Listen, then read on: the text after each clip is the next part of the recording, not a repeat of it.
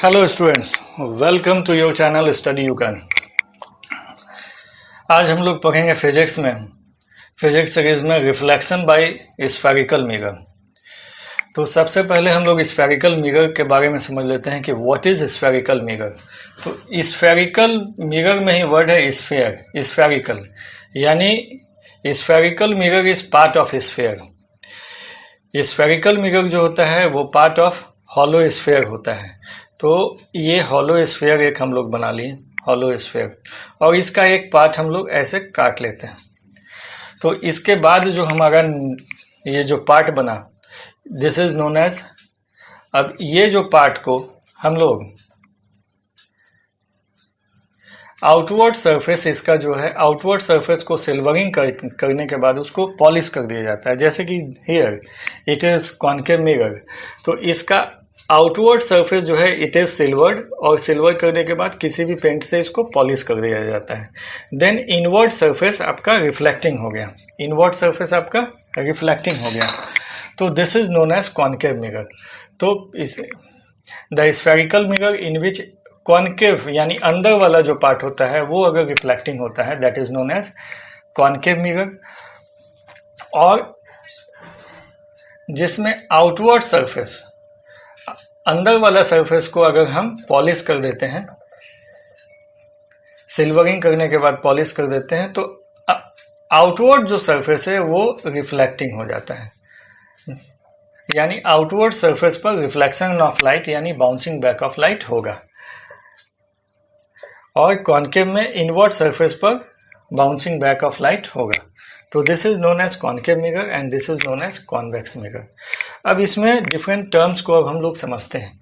ये जिस स्फीयर से काटा गया है उस स्फीयर का जो सेंटर होगा, that is known as centre of curvature for this spherical mirror. इस स्फेरिकल मिरर के लिए जो स्फीयर से इसको काटा गया है उस स्फीयर का जो सेंटर होगा, that is known as centre of curvature. और इस मिरर का जो मिड पॉइंट है, इसको ऐसे समझते हैं एस, ये मिरर है, इसका जो मिड पॉइंट है, मिड पॉइंट बीच का जो पॉइंट है, that is known as pole. इसको हम लोग पोल बोलेंगे, that is known as pole. And the line passing through centre of curvature and pole, that is known as principal axis. इसको हम लोग बोलेंगे प्रिंसिपल एक्सिस, इसको प्रिंसिपल एक्सिस बोला जाता है। और centre of curvature, the distance between centre of curvature and pole, this is known as radius of curvature, उसको हम लोग रेडियस ऑफ कर्वेचर बोला जाता है। और इसका मिड पॉइंट जो होता है, that is known as focus. तो all the rays parallel to the principal axis, जो भी rays in case of concave mirror principal axis के पैरेलल इंसिडेंट होंगे, ये सारे रेज सभी फोकस के थ्रू होकर के ही पास होंगे। जितने भी पैरेलल रेज जो है ये सारे फोकस के थ्रू होकर के ही पास होता है, ये समझ गए। And the distance between focus and the pole, that is known as focal length. Focus और पोल के बीच का जो डिस्टेंस है उसको फोकल लेंथ कहा जाता है। अब इसमें जरा नॉर्मल का भी कंसेप्ट हम लोग समझ लेते हैं कि नॉर्मल का कंसेप्ट कैसे लेते हैं। See here, for this take a plane mirror, ये प्लेन मिरर है। तो light ray is incident and it is reflected. At the point of incidence एक नॉर्मल खींचा जाता है जो कि इस मिरर पर परपेंडिकुलर होता है। तो एंगल बिटवीन द नॉर्मल, ये एन डैश हो गया, angle between the normal and the incident ray, that is angle of incidence. और the angle between normal and the reflected ray, normal और रिफ्लेक्टेड रे के बीच का जो एंगल होता है, that is known as angle of reflection. तो इसमें हम लोग एंगल ऑफ इंसिडेंस और एंगल ऑफ रिफ्लेक्शन कैसे समझते हैं, इसको समझना है। Spherical mirror also satisfies the law of reflection. Law of reflection इसमें भी सेटिस्फाई होता है। दिस इज पी, ये आपका एफ हो गया, और ये सेंटर ऑफ कर्वेचर हो गया, यानी जो रेडियस ऑफ कर्वेचर है उसका ठीक मिड पॉइंट लेना है, दैट इज फोकस। अब कोई भी लाइट रेज है, this is incident at this point A point पर ये इंसिडेंट हो गया, और इंसिडेंट के बाद ये जो है एफ के थ्रू ऐसे पास कर गया। अब जो light rays centre of curvature के थ्रू इस पॉइंट पर जाएगा वो जो है बाउंस बैक हो जाता है, बाउंस बैक हो जाता है। क्यों? क्योंकि ये स्फेरिकल जो सर्कुलर पाथ पर अगर हम एक टेंजेंट ड्रॉ करते हैं तो ये जो है radius of curvature, radius is perpendicular to the tangent. इसको जरा सा समझ लीजिए, जो भी ये सर्किल है और ये रेडियस हो गया, तो इस पर जो टेंजेंट ड्रॉ करेंगे ये जो होता है परपेंडिकुलर होता है रेडियस के। तो एक तरह से जो लाइट रेज कमिंग फ्रॉम जो light rays centre of curvature के थ्रू पॉइंट ऑफ इंसिडेंस पर जो जा रहा है ये बाउंस बैक हो रहा है। तो इस लाइट रेज को ही हम लोग ये इस पाथ को नॉर्मल के जैसा ट्रीट किया जाता है, इसी को नॉर्मल के जैसा ट्रीट किया जाता है।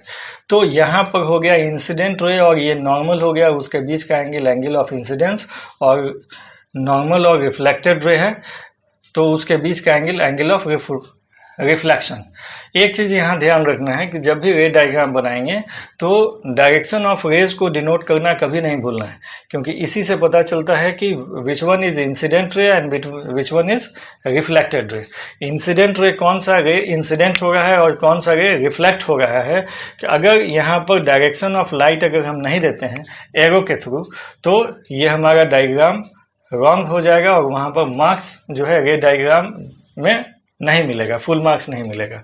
तो लॉ ऑफ रिफ्लेक्शन भी हम लोग समझ गए कि फर्स्ट लॉ क्या होता है, incident ray, reflected ray and the normal lie in the same plane. और दूसरा जो पॉइंट है angle of incidence equals to angle of reflection. अब इसको हम लोग कॉन्वेक्स मिरर के केस में भी जगह समझ लेते हैं।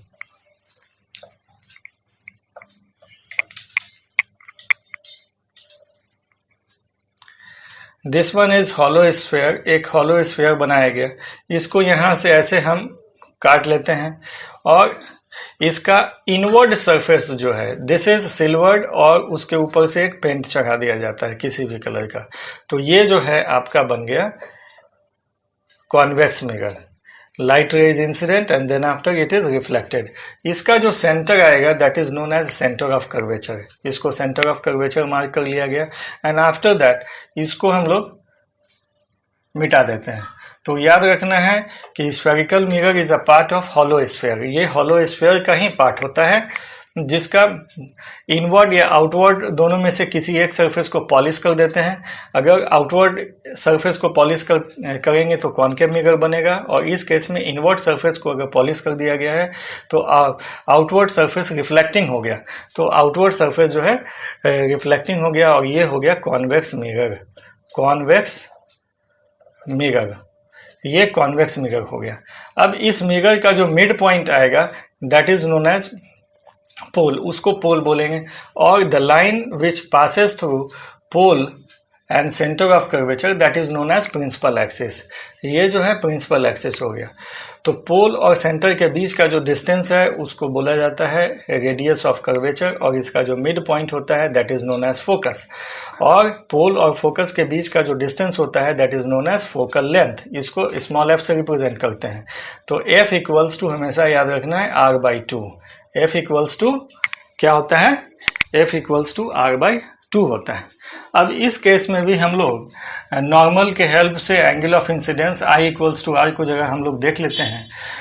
तो see here the light rays which is incident at the point of incidence, तो this one is incident ray, this one is reflected ray, this is point of incidence, ये पॉइंट ऑफ इंसिडेंस है। और जो भी light rays point of incidence पर आता है और वो यानी सेंटर ऑफ कर्वेचर के थ्रू है, टूवर्ड्स है, तो दिस इज बाउंस्ड बैक, ये उसी रास्ते में बाउंस बैक हो जाता है। तो this light ray it is taken as normal, इसी को नॉर्मल के फॉर्म में लेते हैं हम लोग। और इंसिडेंट रे और दिस इसके बीच का जो एंगल है उसको एंगल ऑफ इंसिडेंस बोला जाता है, और रिफ्लेक्टेड रे और इसके बीच का एंगल को एंगल ऑफ रिफ्लेक्शन बोलते हैं। तो यहाँ पर भी angle I equals to angle R होता है। इसका एप्लीकेशन जो है रे डायग्राम बनाने के समय हम लोग करते हैं।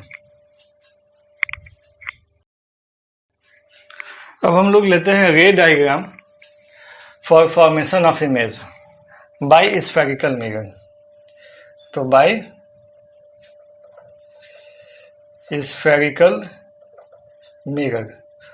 तो सबसे पहले हम लोग कॉनकेव मिरर के लिए लेते हैं। तो इसके लिए सबसे पहले क्या है कि रे डायग्राम जब भी हम बनाएंगे तो इसके लिए कोई भी ऑब्जेक्ट है तो इसी का डायग्राम बनेगा। तो सबसे पहले हम लोग एक रे जो है वो प्रिंसिपल एक्सिस के पैरेलल हमें लेना है। एक रे जो है प्रिंसिपल एक्सिस के पैरेलल लेना है।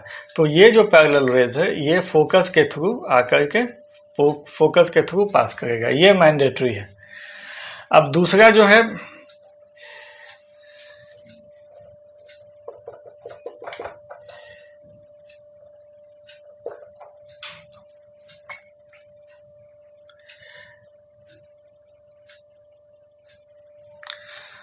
फिर सेकेंड टाइप का जो है उसको हम लोग रे डायग्राम के लिए हमेशा हमें टू रेज चाहिए, दो रेज चाहिए, और दोनों रेज जहां इंटरसेक्ट करेगा रियल वे में या वर्चुअल वे में वहीं पर इमेज फॉर्म होता है। तो एक जो है एक है वो पैरेलल, जो प्रिंसिपल एक्सिस के पैरेलल लेना है, ये तो सभी में लेना चाहिए, सभी केस में। और इसके साथ ऑप्शनल है 1 2 3, यानी 3 तरह से हम और भी ले सकते हैं। तो एक हम ले सकते हैं कि ऑब्जेक्ट से जो है एफ के थ्रू ये पास कर रहा है, तो एफ के थ्रू अगर पास कर रहा है तो ये पैरेलल चला जाएगा। फिर ऐसे हम ले सकते हैं कि जो ऑब्जेक्ट है, ऑब्जेक्ट से जो एक रेज है वो डायरेक्ट पोल पर आ रहा है, तो पोल पर जो आ रहा है वो I इक्वल्स टू R बनाते हुए, angle of incidence equals to angle of reflection बनाते हुए ये वापस चला जाएगा। फिर है एक लाइट रेज है जो है सेंटर ऑफ कर्वेचर के थ्रू अगर जाता है तो ये अपने रास्ते में उसी रास्ते से वापस चला जाता है, तो ये सेंटर ऑफ कर्वेचर के थ्रू होता है।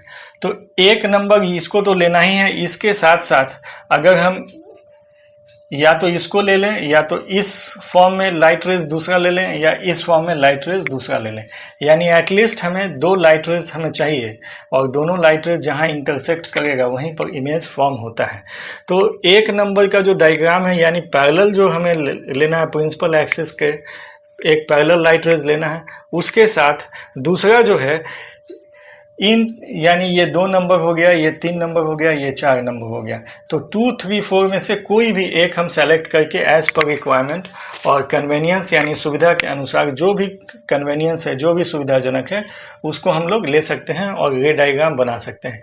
यानी दूसरा, इसके साथ जो दूसरा है ये हम फोकस के थ्रू लाइट रेज को पास करवा सकते हैं, या तीसरा जो है इस जो है ऑब्जेक्ट से जो मिरर का पोल है उस पर इंसिडेंट करके ये हम लाइट रेज का ले सकते हैं, और तीसरा जो पॉइंट है वो सेंटर ऑफ कर्वेचर के थ्रू हम लोग ले सकते हैं।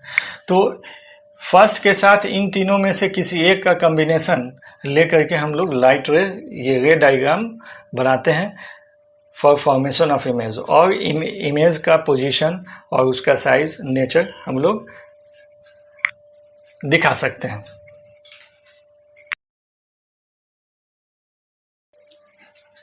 अब जो है image if object is kept at infinity, अगर ऑब्जेक्ट इंफिनिटी पर है तो जो उससे लाइट रेज आएंगे that will be assumed coming parallel to the principal axis. उसको मान लिया जाता है कि कोई भी ऑब्जेक्ट अगर इन्फिनिटी पर रखा गया है तो उससे जो भी लाइट रेज इंसिडेंट हो रहा है वो प्रिंसिपल एक्सिस के पैरेलल ही इंसिडेंट होगा। तो आफ्टर रिफ्लेक्शन जो है ये लाइट रेज एफ के थ्रू पास करेगा, ये लाइट रेज यहाँ पर डायरेक्शन ऑफ इंसिडेंस रिफ्लेक्शन हमें देना है, और वो एफ पर मीट करता है। तो यहाँ पर जो इमेज बन रहा है real intersection of reflected ray से बन रहा है। तो हियर द इमेज इज, अब इमेज का फीचर्स, इमेज जो है रियल है, यानी रियल इंटरसेक्शन से अगर इमेज बनता है तो उसको रियल बोलेंगे। रियल इमेज हमेशा इन्वर्टेड होता है, यानी उल्टा होता है, and it is point size highly diminished, यानी कितना है, हाईली डिमिनिस्ड है। तो इसको समझ गए कि if object is kept at infinity, अगर ऑब्जेक्ट इन्फिनिटी पर है तो image is formed at focus, it is point size और highly diminished, it is real and inverted, real होता है और इन्वर्टेड होता है। अब इसी में ये जो फोकस है, फोकस पर अगर हम एक प्लेन रख देते हैं, प्लेन इस ढंग से अगर हम रख देते हैं, सपोज करें, तो फोकस पर जो रखा गया जो प्लेन होता है that is known as focal plane, इसको हम लोग फोकल प्लेन बोलते हैं। तो अगर इंसिडेंट रे को डायगनली अगर हम लेते हैं, ऑब्लिकली अगर हम लेते हैं, तो इस ढंग से अगर लिया जाता है, इस ढंग से, तो इसका जो इमेज बनेगा वो फोकल प्लेन पर बनेगा, यानी ये जो प्लेन है इसी प्लेन पर बनेगा, इसी प्लेन पर बनेगा, यानी ये रिफ्लेक्टेड रे हो गया, यानी इस ढंग से बनेगा। तो इस केस में भी क्या है कि इमेज इज रियल, इन्वर्टेड और हाईली डिमिनिश्ड, बहुत छोटा बनता है, इमेज जो है बहुत छोटा बनता है। If object is kept beyond C, यानी सी के बाहर अगर ऑब्जेक्ट रहता है तो इमेज कैसे बनेगा, तो रे डायग्राम में एक जो है इसके हमें पैरेलल लाइट रेज लेना है और ये जो लाइट रेज है आफ्टर रिफ्लेक्शन एफ के थ्रू ये पास करेगा। दूसरा जो है लाइट रेज हमें लेना है, वो हम एफ के थ्रू भी पास करवा सकते हैं और सी के थ्रू भी हम पास करवा सकते हैं, एफ के थ्रू भी पास करवा सकते हैं, सी के थ्रू भी पास करवा सकते हैं। तो दोनों में से कोई भी हम लोग लेते हैं तो हम लोग यहाँ पर सी के थ्रू लेते हैं। तो सी के थ्रू जो लिए ये अपने उसी रास्ते से वापस चला गया और जहाँ पर पॉइंट ऑफ इंटरसेक्शन होगा है, ये रियल में इंटरसेक्शन होगा है, वहीं पर इमेज फॉर्म होता है। तो इसको ए और बी यहाँ पर हम लोग मार्क कर दिए। तो ये जो बी पॉइंट है ये यहाँ पर बी डैश हो गया और ए हो गया। तो यहाँ पर देख रहे हैं कि इमेज जो है इट इज़ रियल और इससे छोटा है, स्मॉलर इन साइज, और इन्वर्टेड है, रियल है। अब इसके बाद हम लोग ले लेते हैं, यहाँ पर देखेंगे कि सी से जैसे ही हम लोग इधर शिफ्ट करेंगे इमेज जो है वो इस साइड शिफ्ट होने लगेगा। तो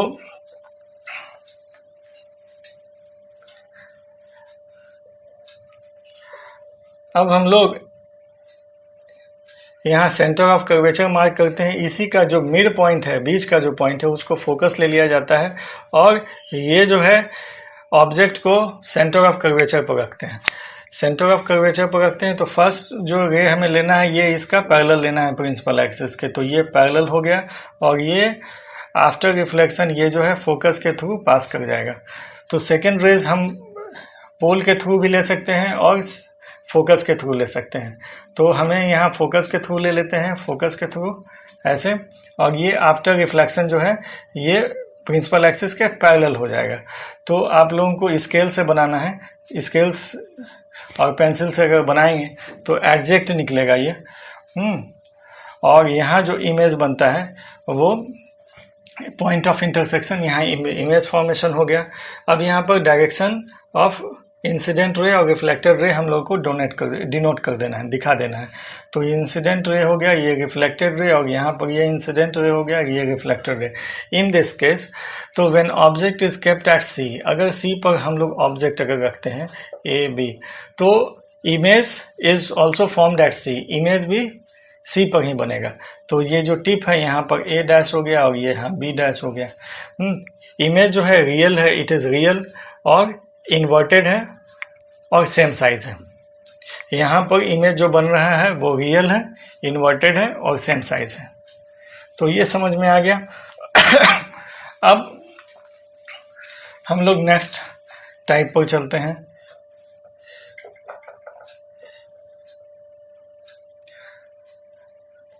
this is centre of curvature, this is focus, ये आपका पोल है। अब ऑब्जेक्ट को हम लोग centre of curvature and focus के बीच में रखते हैं। When object is kept between centre of curvature and focus, centre of curvature और फोकस के बीच में रखते हैं। तो एक रे हमें पैरेलल लेना है और ये जो है फोकस के थ्रू ये पास करेगा रिफ्लेक्टेड रे, तो डायरेक्शन हमें दिखा देना है।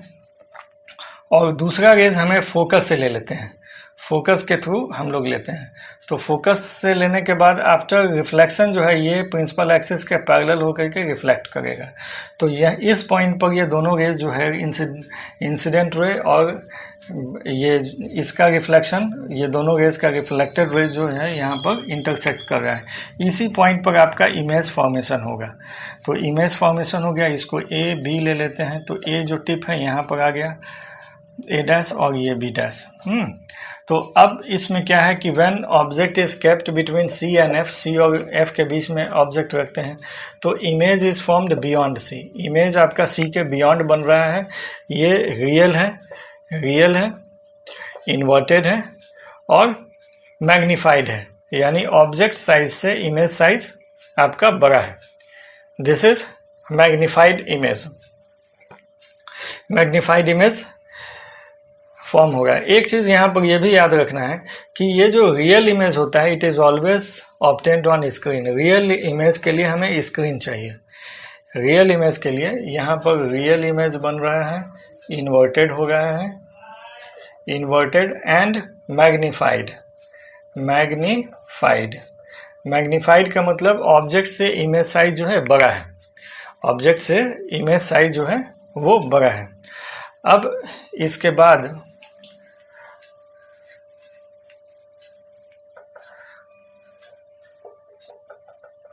फिर नेक्स्ट टाइप हमें लेना है। ऑब्जेक्ट को अब हम लोग एफ पर रख करके देखते हैं। Object is placed at F, A B, this is C, ये दोनों के बीच का डिस्टेंस है पी। अब एक लाइट रे जो है ट्रेवल करेगा पैरेलल और ये रिफ्लेक्शन के बाद एफ के थ्रू पास कर जाएगा। दूसरा जो लाइट रेज है वो सी के थ्रू पास करते हुए आफ्टर रिफ्लेक्शन के बाद उसी रास्ते पर ये लौट जाएगा। तो यहाँ पर ये दोनों रेज देख रहे हैं ये पैरेलल है, यानी इमेज इसका जो बनेगा वो इन्फिनिटी पर बनेगा। इमेज कहाँ बनेगा? Infinity. When object is kept eight F, F पर अगर ऑब्जेक्ट पर रखते हैं तो image is formed at infinity और ये हाईली मैग्नीफाइड होगा। इन्फिनिटी है, रियल है। इन्वर्टेड यहाँ पर भी बनेगा। रियल है तो इन्वर्टेड होना ही है और ये हाईली मैग्नीफाइड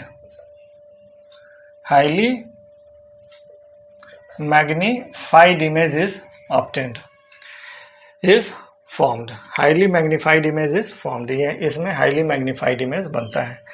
अब जो है नेक्स्ट टाइप जो है ऑब्जेक्ट को हम लोग फोकस और पोल के बीच में अब हमें रखना है। ऑब्जेक्ट को फोकस और ये सेंटर ऑफ कर्वेचर है, इसी का मिड पॉइंट हम लोग फोकस ले लेते हैं। तो फोकस और पोल के बीच में रखना है। तो इन दिस केस हमें वर्चुअल इमेज फॉर्म होता है और मैग्नीफाइड इमेज फॉर्म होता है। अगर कोई भी कॉनकेव मिरर के सामने कोई ऑब्जेक्ट रखते हैं फोकस और पोल के बीच में तो उसका इमेज फॉर्मेशन देखिए कैसे होता है। तो एक रेज लाइट रेज हमें पैरेलल लेना है, यहाँ पर ये पैरेलल ले लिए और ये जो है आफ्टर रिफ्लेक्शन ये फोकस के थ्रू होकर पास करेगा। दूसरा जो लाइट रेज है हमें सी के थ्रू लेना है, सी के थ्रू लेना है, जो बाउंस बैक हो जाएगा उसी रास्ते पर। इसको बिहाइंड द मिरर अगर हम प्रोड्यूस करते हैं तो इस साइड ये जो एक्सपैंड होगा, इस साइड तो ये कटेगा नहीं, इंटरसेक्ट नहीं होगा, तो उसके बैक साइड में ही इंटरसेक्ट होगा। तो इसको इस behind the mirror imaginary light rays से, इमेजिनरी लाइन से इसको हम रिप्रेजेंट करते हैं। तो wherever this two rays appear to meet, जहाँ पर भी मीट होता हुआ पता चलता है उसी पॉइंट पर आपका इमेज बनेगा।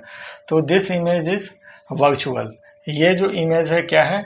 वर्चुअल है, क्योंकि काल्पनिक रूप से ही ये दोनों रेज एक दूसरे को इंटरसेक्ट कर रहे हैं। तो वर्चुअल जब है तो ये इरेक्ट होगा। इरेक्ट का मतलब सीधा, यानी जब वर्चुअली इंटरसेक्ट करता है लाइट रेज जिस पॉइंट पर, तो वहां पर सीधा इमेज बनता है। और this is magnified FIDE image is formed. तो फॉर्मेशन ऑफ इमेज जो है बाय कॉनकेव मिरर ये समझ में आ गया। अब कॉन्वेक्स का अब हम लोग देख लेते हैं कि कॉन्वेक्स में मिरर जो है इमेज फॉर्मेशन कैसे होता है। कॉन्वेक्स मिरर ये है, इसका सेंटर ऑफ कर्वेचर वर्चुअल होगा, फोकस भी इसका वर्चुअल होगा क्योंकि बिहाइंड द मिरर है। अब कोई भी ऑब्जेक्ट को लेते हैं, इसमें क्या है, for all position of object, कहीं भी ऑब्जेक्ट को अगर हम रखते हैं तो इसका इमेज हमेशा क्या बनेगा, वर्चुअल बनता है और इरेक्ट बनेगा और स्मॉलर इन साइज बनेगा। तो ये ऑब्जेक्ट का पोजीशन है।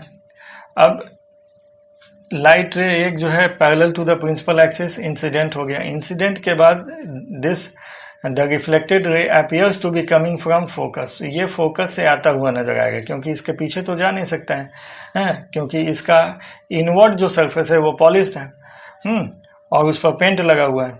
तो ये इस ढंग से ऐसे रिफ्लेक्ट हो गया। और इसी पॉइंट ऑफ इंसिडेंस पर जो अब ऑब्जेक्ट के टिप से सेंटर ऑफ कर्वेचर के टुवर्ड्स एक जो लाइट रे इंसिडेंट होगा, जो लाइट रे इंसिडेंट होगा यानी सेंटर ऑफ कर्वेचर के टुवर्ड्स, वो अपने ही रास्ते पर बाउंस बैक हो जाता है। उसी रास्ते से इंसिडेंट हो गया, बाउंस बैक हो गया। क्यों? क्योंकि ये जो है नॉर्मल के जैसा ट्रीट होता है ये,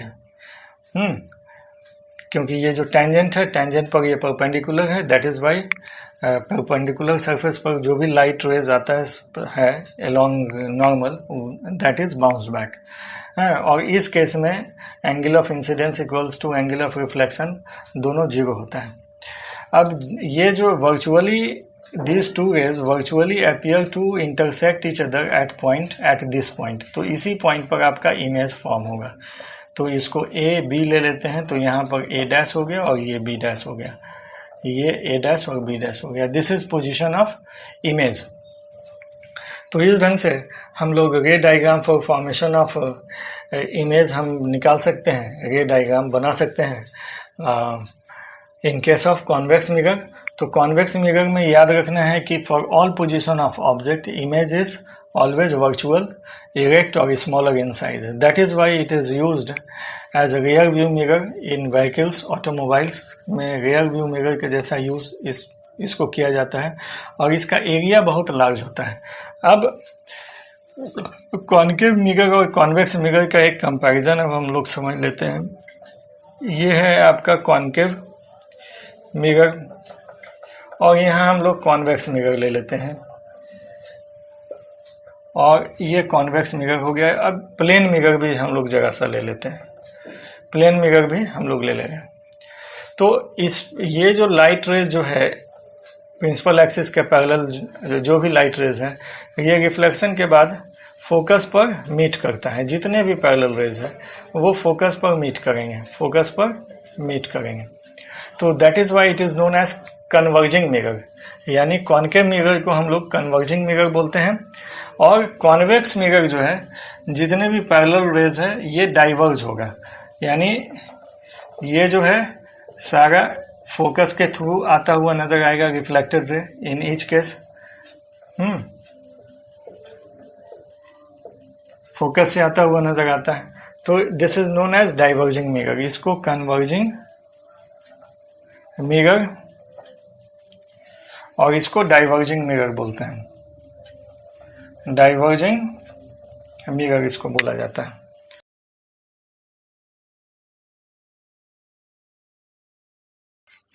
अब हम लोग देखते हैं कि कॉन्वेक्स जो मिरर होता है उसका रेंज बहुत ज़्यादा होता है, यानी बहुत लार्ज एरिया का इमेज हमें दिखने को मिलता है इसके हेल्प से। वेयर एज प्लेन मिरर का जो रेंज होता है वो बहुत कम होता है। अगर इस साइड से जो रेज आएगा वो इधर चला जाएगा, डायरेक्ट आई पर यहाँ पर नहीं आ पाता है। तो इस ढंग से हम लोग इस डायग्राम के हेल्प से देखते हैं कि कॉन्वेक्स मिरर का रेंज आपका बहुत ज़्यादा होता है प्लेन मिरर के कंपैरिजन में।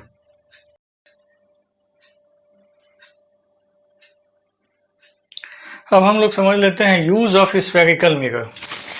तो स्फेरिकल मिरर का यूज क्या क्या है, तो कॉनकेव मिरर में देख लेते हैं। It is use as shaving mirror and makeup mirror. Makeup glass के जैसा भी इसका यूज होता है। क्यों? क्योंकि if object is placed between focus and pole then इसका मैग्नीफाइड इमेज बनता है।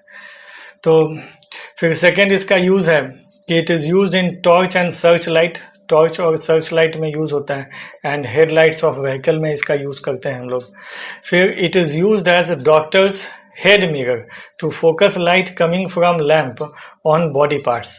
यानी डॉक्टर्स हेड मिरर के जैसा यूज होता है to see. It is used as doctor's head mirror to focus light coming from lamp on body parts such as eye, nose, throat के अंदर जब डॉक्टर को ऑब्जर्व करना होता है तो एज अ हेड मिरर के हेल्प से लाइट को बॉडी पार्ट्स पर फोकस करने में हेल्प करता है ये। अब है कि कॉन्वेक्स मिरर क्या है, इसका यूज क्या है। तो it is used as rear view mirror in automobiles, vehicles में रियर व्यू मिरर में जो भी यूज होता है दैट इज कॉन्वेक्स मिरर होता है। और it is used as a soft security mirror क्योंकि ये लार्ज एरिया कवर करता है और उसका इमेज कौन व्यक्ति कहाँ पर है क्या है उसको देखने में मदद कर होता है इससे। और it is used as reflector in street light. Street light में रिफ्लेक्टर में ये इसका यूज करते हैं। और it is also used in parking places where roads और पाथ्स मीट एट 90 डिग्री। जहाँ पर 90 डिग्री पर टू रोड्स एक दूसरे से मीट कर रहे हैं या कोई रास्ता, तो वहाँ पर एक्सीडेंट से बचने के लिए ये मिरर लगाया जाता है at the junction of the roads. तो these are the usage of concave mirror and convex mirror.